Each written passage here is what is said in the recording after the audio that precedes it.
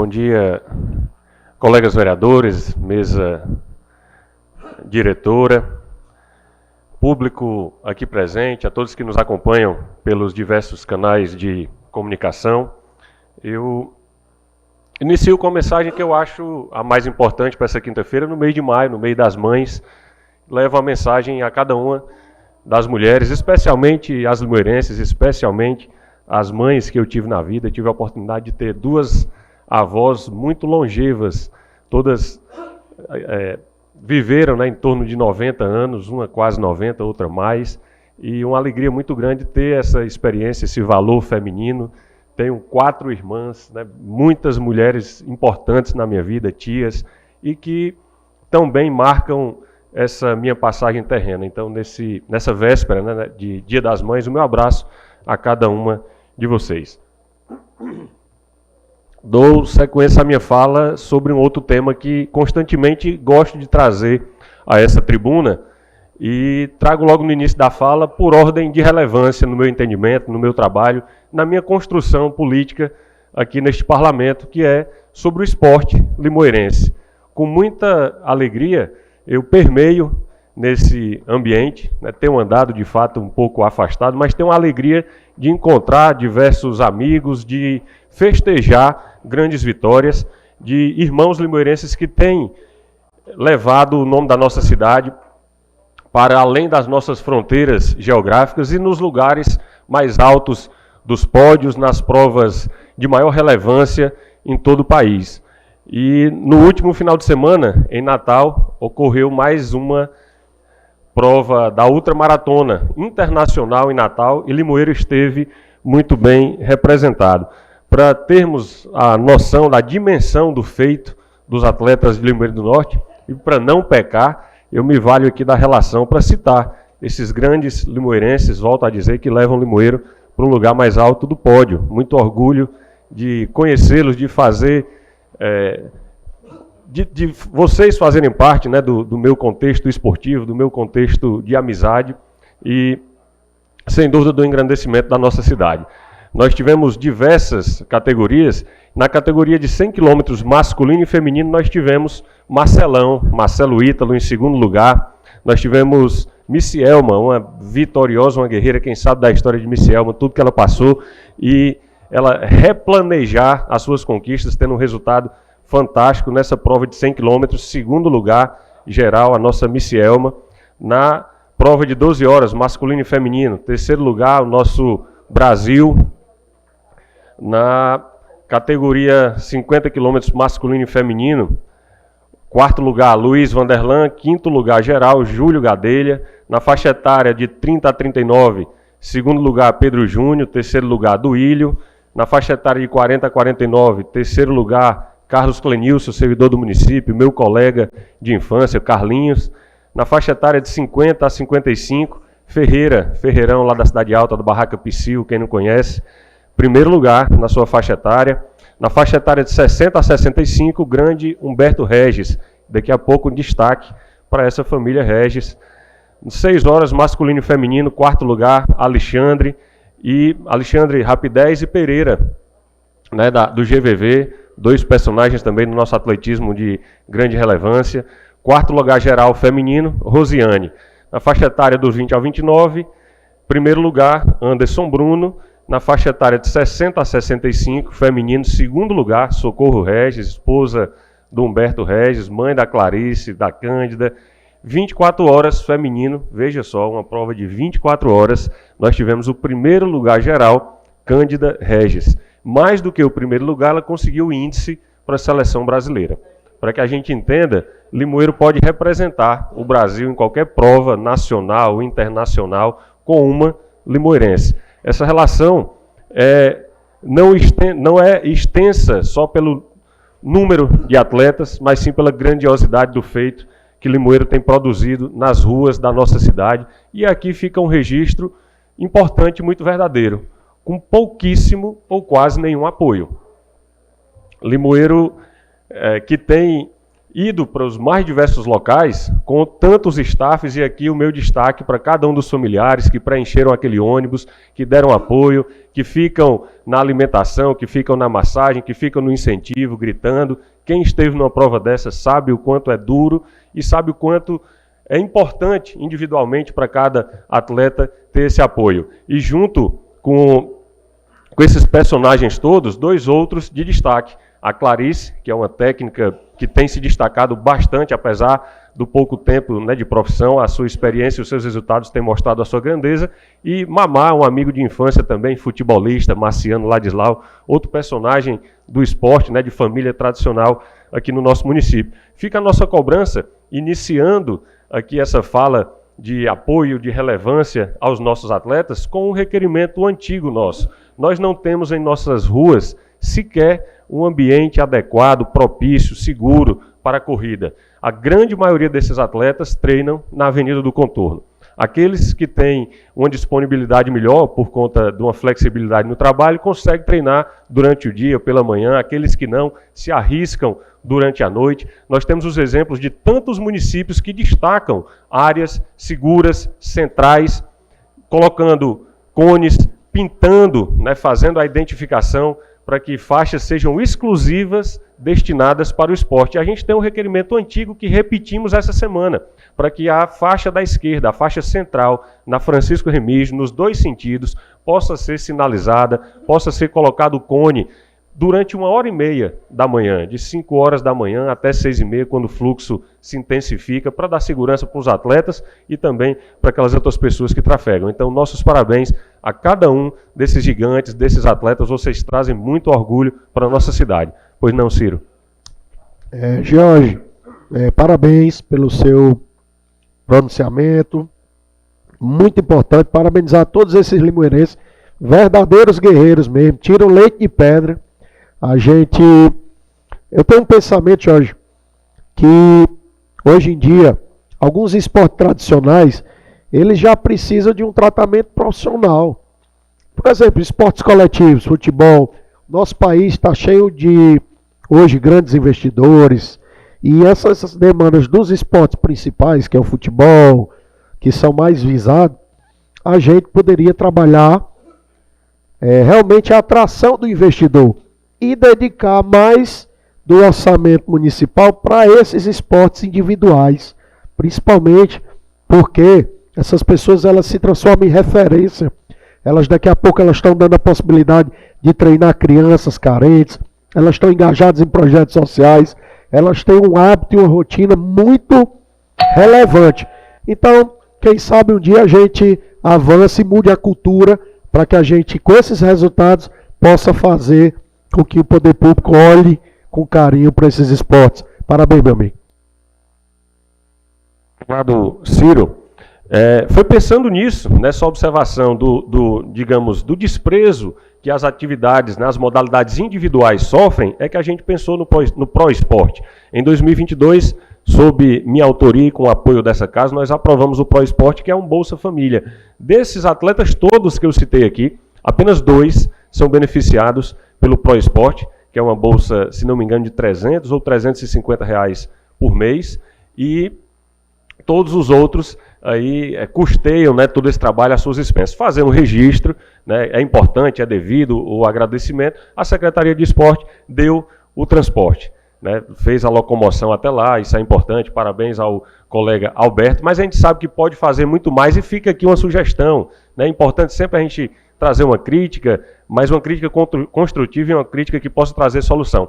Temos muitas multinacionais em cima aqui da nossa Chapada do Apodi, que no seu plano de gestão existe o desenvolvimento social, e eles têm recursos apropriados para isso, para a construção de uma praça, para o fortalecimento de uma associação, para o fortalecimento esportivo, e pode ser feito um convênio entre a Secretaria de Esporte, a Associação Esportiva e essas empresas particulares, tirando do município a responsabilidade exclusiva de cuidar do esporte, fazendo isso através de parcerias público-privadas.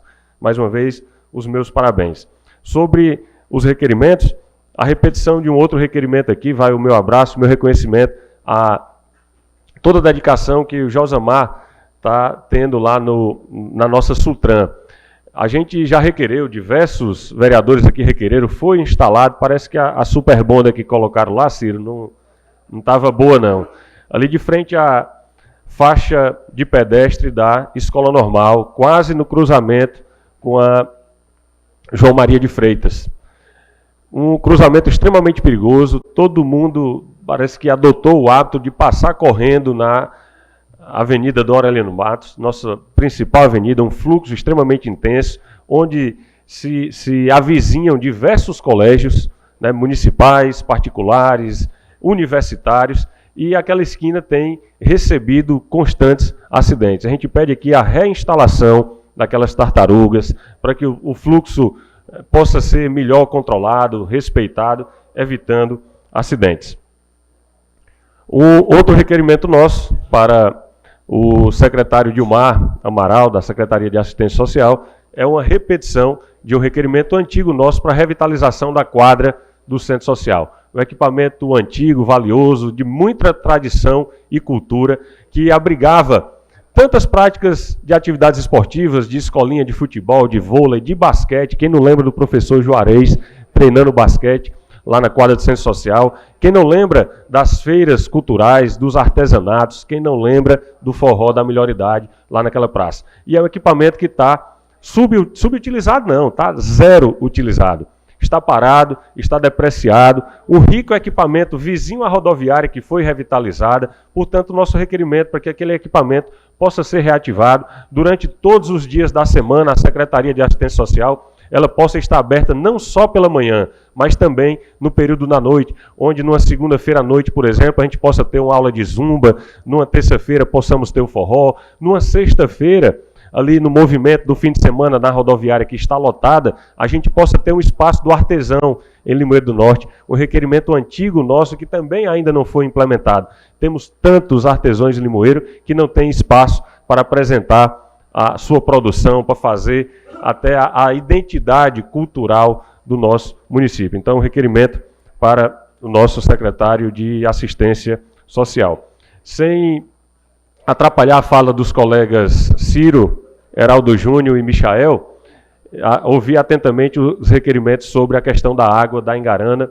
Eu, como os colegas, também tenho transitado por lá e recebido cobranças muito aflitas, muito preocupadas, porque não tem nada mais torturante, mais preocupante para alguém numa casa do que faltar água. Você, sem energia, você se vira, você vai, né, procurando soluções, mas sem água é inviável, né? Enfim, é indescritível, é desumano, e a gente tem que reforçar essa fala no sentido de dar uma solução. Falamos aqui da questão do uso excessivo, tem gente que está usando essa água para o plantio, para criação de animais, e a gente compreende perfeitamente, mas temos que entender a prioridade humana. E também, Michel, é um ponto delicado de se tocar, mas é importante tocar. A comunidade tem apontado várias pessoas que têm promovido o conhecido gato. Tem muita gente que tem desviado água, que não tem feito o devido pagamento, o consumo na forma legal. Isso sobrecarrega o sistema, isso faz com que também comprometa o abastecimento. E fica aqui o nosso requerimento para que o SAAI, através do superintendente, da pessoa responsável, enfim, que possa dar solução a esse problema tão dramático e tão antigo da região, da comunidade da Engarana.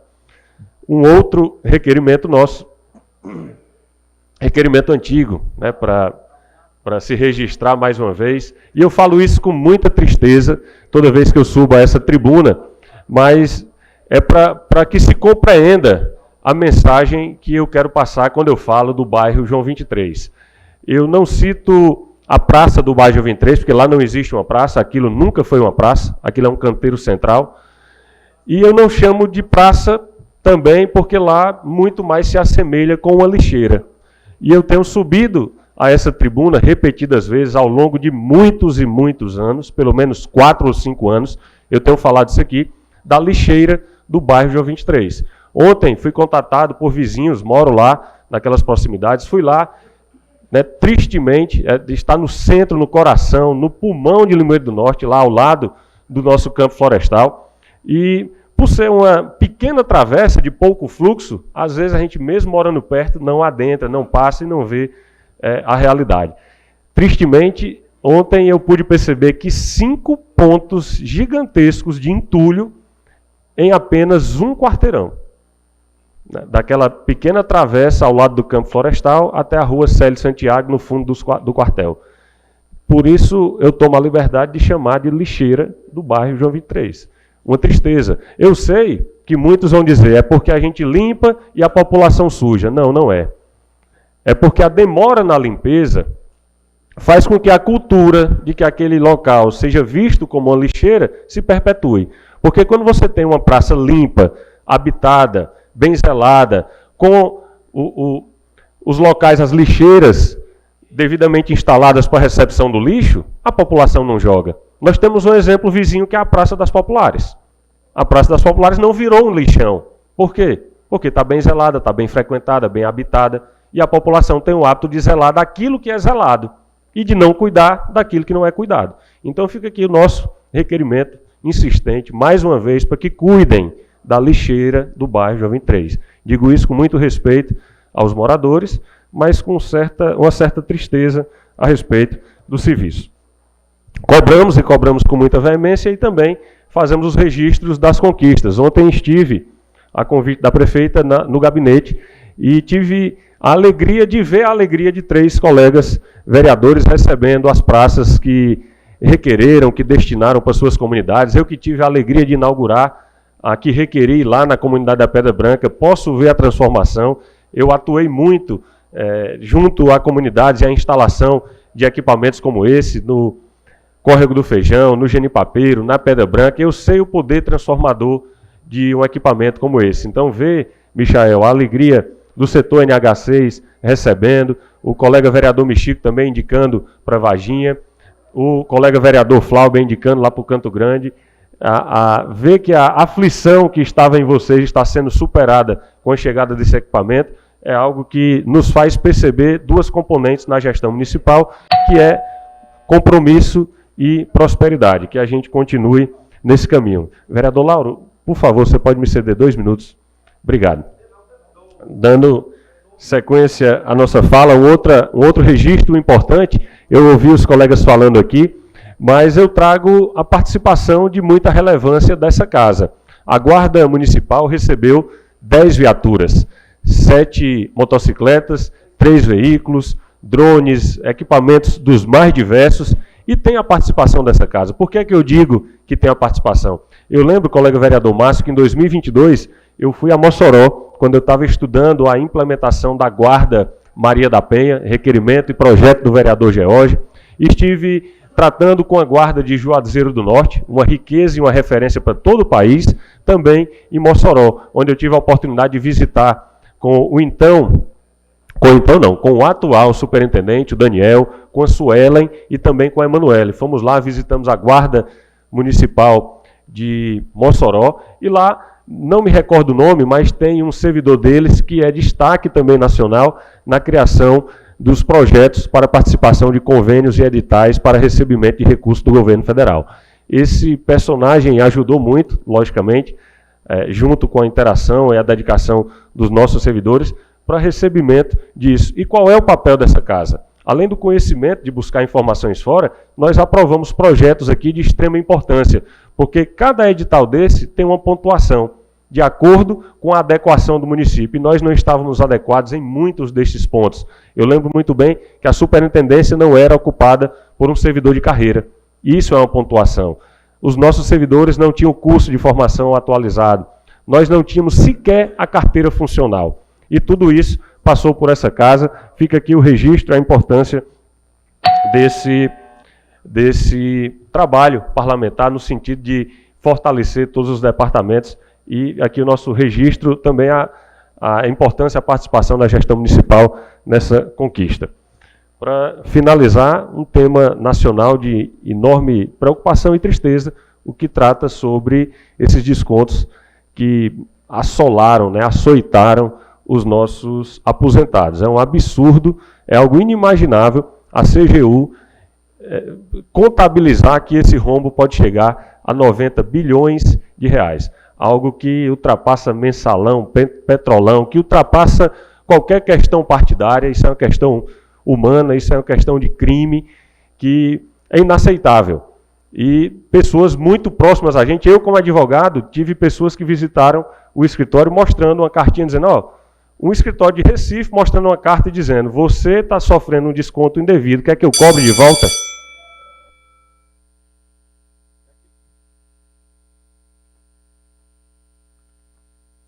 E quer que eu cobre de volta? Aí veja só o esquema. Montam um esquema para descontar. Advogados com influência no INSS sabem a relação das pessoas que estão sofrendo desconto e recebem um contato de um advogado para vender o serviço e cobrar pelo dinheiro que você está sendo roubado. Mais absurdo do que isso, que é o que me faz trazer a fala à tribuna nesse momento, é assistir ontem, no Congresso Nacional, a aprovação de uma lei em que parlamentares não podem ser investigados após a sua diplomação. Vejam só que absurdo. E por que é que eu estou falando no absurdo? Porque muitas dessas pessoas que compõem o governo federal, seja nesse momento ou em qualquer outro momento, é da base aliada.